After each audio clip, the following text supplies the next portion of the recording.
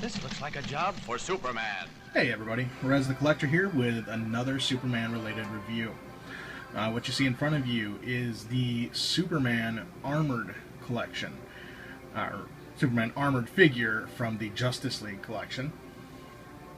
Let's go ahead and take a look at the box. Now, some of you have probably seen this figure in my collection videos, and the reason I'm opening the package is, one, I've always wanted to open the package, and two, the packaging is actually pretty damaged. Let's see here, yeah. It's pretty damaged, so I've decided to go ahead and just open the figure and get a good look at him and just get him with the rest of my loose figures. Now, this is, of course, designed by Alex Ross, as the rest of these Justice League figures were, and this one is sculpted by Chris Kelly. Has a nice little write-up here showing the different series. And who else, of course, is in this one? There's Superman, Aquaman, Gorilla Grodd, and Green Lantern. And of course, the side of the box just has some figure art. One thing I will say is the prototype for this figure looks freaking terrible. I mean, look at that. That's just not good. Thankfully, the actual figure doesn't look like that. He looks very cool, so we're going to get him on a package.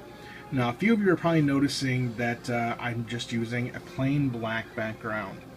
The reason for that is I was talking to one of the other awesome reviewers that is on YouTube, Rob from Rob's Rogues, and I was asking him what kind of camera he used, because I noticed that he and a lot of the other really good reviewers don't seem to have like the focusing issues that I have. And then my backgrounds go really weird sometimes. I use my iPhone to film my videos. And a lot of times, if you notice that you're watching my videos, when I'm like holding the figure like close to the camera to get a good look at details and things, all of a sudden the background goes all trippy. Don't know why it does that. I have no clue why it does that. But it does. And it bothers the heck out of me. It makes me kind of seasick just rewatching my videos. So I can only imagine what it does to you guys, and I'd like watching my videos to be, you know, a pleasurable experience, not something that makes you want to vomit. I mean, if you're going to vomit, it might as well be for my shitty jokes, you know, and not the craziness of going on in the background. So Rob suggested that maybe my background, one for focusing, we didn't actually discuss the trippy wanting to vomit thing, but for focusing, maybe it's the fact that my background was too busy and the camera was trying to focus on the busy stuff in the background instead of what I wanted it to focus on, which is the figure. And I can tell you just from messing around right now that he's right. The camera's not going in and out of focus at all because it's focusing on this figure. No matter if I move it forward or back, everything is actually staying in focus. So big thanks to Rob. I've also got another huge thanks to Rob coming out, but that'll be when I get a package in the mail, and we'll show that at that point. But let's go ahead. I'm going to pause this real quick, get this guy out of package, and we're going to take a good look at him. Alright guys, I'm back, and I've got him on a package, and not that you noticed I was gone for a while, but I was gone for a while. I went and had to take a look at somebody else's video of this guy, because his back is kind of weird, and I wanted to make sure it wasn't just mine, but it's not. So went and checked out Stu's videos, because I knew that Stuart, I knew that he'd have it. I hadn't actually watched this on Stuart's channel previously, but I just ran over there, and, well, not ran, but clicked. I clicked on things and pulled up his video of it and just kind of fast-forwarded until I saw the back of it. I will watch the video at some point, Stuart. I just fast-forwarded through it now to see the back of it if it matched mine. So yeah, again, I didn't really need to go into all that because you guys didn't know I was gone that long. So, go me. Alright, so I've got this guy out of package. He is very cool. Little different. I don't know what I expected. And it's a cool figure. I'm not disappointed with him in any way, shape, or form. It's the... And I guess it had to be rubber to allow articulation in the shoulders, but I don't know. I guess I wasn't expecting this to be rubber here on the front. And what I was looking at on Stuart's video is this big diamond S-shaped thing in the back, and I'm sure that there's a reason for it. It's probably in the comic, and I looked at one of the comments on Stuart's video, and it was some guy saying about spoilers, so I'm sure Stuart mentions it, so when I watch the video, I'm sure I'll find out. But in like pressing it, it almost feels like there's an S symbol under there, so I didn't know if something was weird with mine or what. But yeah, this chest piece is a soft rubber, and that's allowing articulation, which is very cool. That it pulls and stretches like that to allow the articulation of the figure.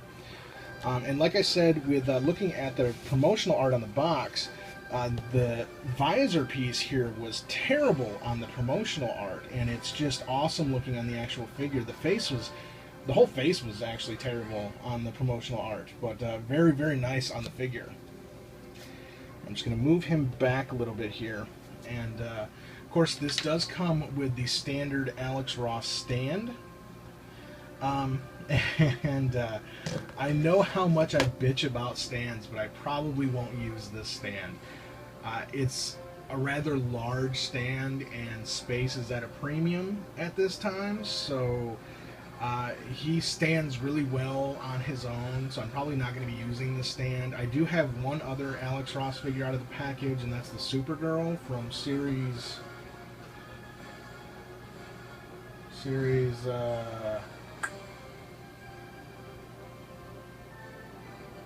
I don't know, series something. Series 8 Supergirl. And I do use her stand, but it takes up a lot of room. And when I eventually do another collection video, you'll see her. She's kind of in the back, and you can see that she's kind of got a little area around her, like her own little personal bubble, and it's because of that stand. Honestly, I could probably get 2 figures on the stand, and I may actually end up doing that if I do utilize this stand on both her stand and this one. But for the time being, I don't think I'll be utilizing this stand. Let's go ahead and get a real good look at this figure. And again, Rob, thank you, because you were right. I'm not really having the focusing issues that I was previously.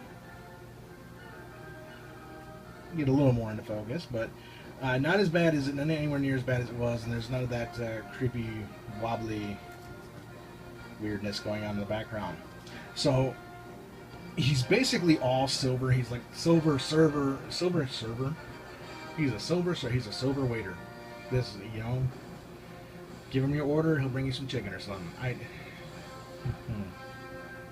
I don't know, guys. My brain's just not with me today. He's like almost a Silver Surfer looking Superman.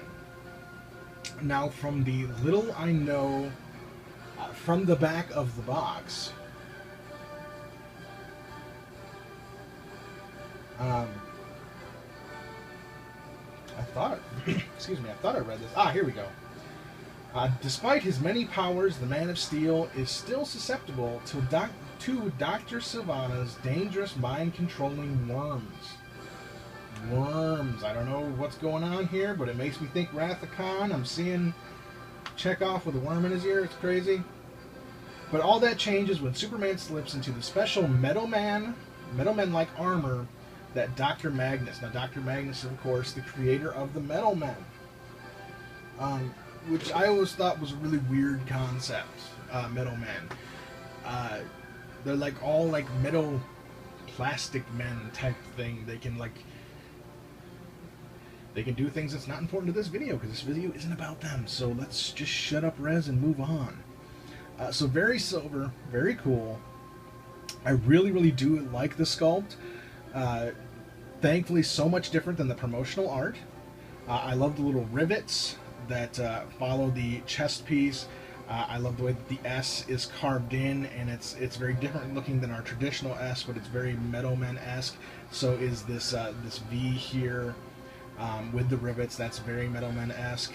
And of course, we've got the rivets again on the arms, and the rivets again marking the boots. And of course, it does go back when we have that diamond Superman S symbol like diamond here on the back. Well, I guess it just kind of represents, if we don't have that on the front, but we got the S in the back, we've actually got the diamond shape. So cool. And then we've got some sculpting here on the back of the head that's a little odd. I don't know. Kind of looks like head wrinkles. Reminds me of a movie with Anthony Anderson where he, I don't remember the movie, but he picks up this figurine and it's got all these wrinkles in the back of the head and he's like, the back of my head don't look like that. Again, not unimportant. Why am I going? I don't know. Why do I go off into these tangents? I don't know. It's just the way my brain works. I don't get it. You probably don't either, and if you do, you should probably be on medication. So very cool figure overall. Yeah, and my jokes aren't even, I don't know, guys. I don't know. So articulation. The rubberized shoulder pads does allow him to have some very nice articulation. Definitely on ball joints here. I don't want to stretch out this rubber too much. And of course, with anything like this that's rubber, you run the risk of this kind of like drying out. And this could easily, I would say, probably crack if this rubber actually ever dried out. So I think I'm going to keep him in more of a museum pose. Now his head, like most of the Alex Ross that I have come across, is just a peg head. We don't have any kind of up-down in this head. We just got side-to-side, which is completely fine with me. And then, of course, like all DC direct figures of the age, he's just kind of got this this V down into the crotch area, and he's just going to have back and forth on the legs. Very nice back and forth. We could get him into the splits if we really wanted to. He does, of course, have an elbow bend, but he's got nothing for wrist whatsoever.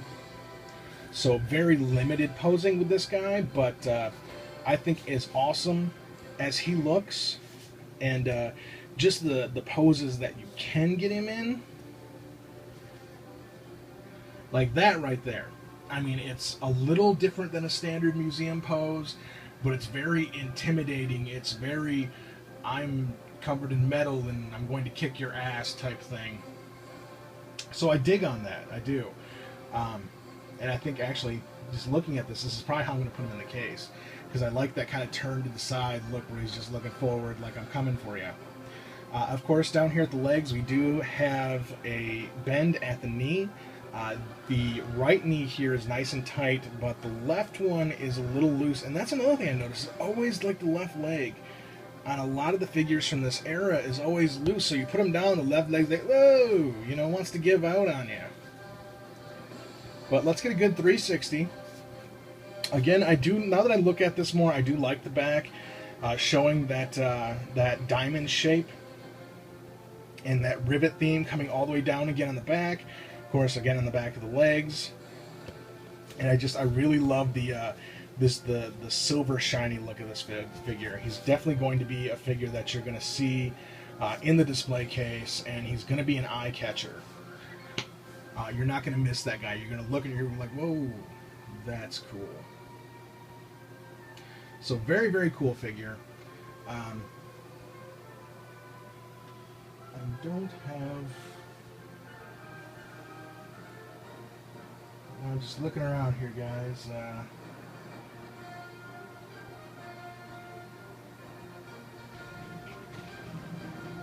So we can get our table dance of the day.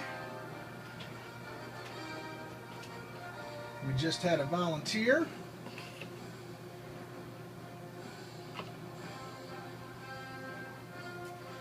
And our table dancer of the day is the Anti-Monitor. He's all you could want in a table dancer.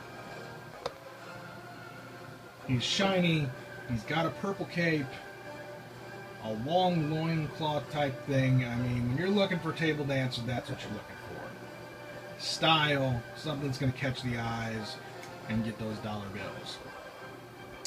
Alright guys, this is Rez the Collector. This has been an extremely goofy video. Rate, comment, and subscribe. And again, if you follow me through all of this entire video and know exactly what I'm saying, please seek help. Have a nice day.